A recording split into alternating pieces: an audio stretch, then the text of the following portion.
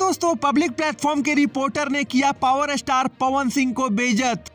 यह सुनकर power star Pawan Singh के सभी फैंस हो चुके हैं गुस्सा। जैसा कि आप इस तस्वीर में देख सकते हैं, यह वही इंसान है जिनका मानना यह है कि इन्हें भोजपुरी से घिन आती है और भोजपुरी एक्टरों और एक्ट्रेस को देख के इन्हें घिन आती है, पर फिर भी यह पावर स्टार पवन सिंह का इंटरव्यू लेना चाहते हैं।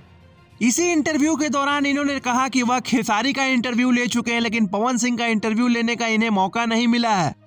लेकिन आपकी जानकारी के लिए बता दें दोस्तों कि हमें नहीं लगता कि इस 2 कौड़ी के रिपोर्टर को पावर स्टार पवन सिंह मुंह लगाने वाले हैं, और खास करके तब जब इन्होंने भोजपुरी इंडस्ट्री को सरेआम बेइज्जत किया था। हालांकि इस इंसान ने पावर स्टार पवन सिंह की टीम से लाख बार कांटेक्ट करने की बहुत ज्यादा कोशिश की, पर पावर स्टार पवन सिंह इनका नाम सुनते ही भड़क उठते हैं।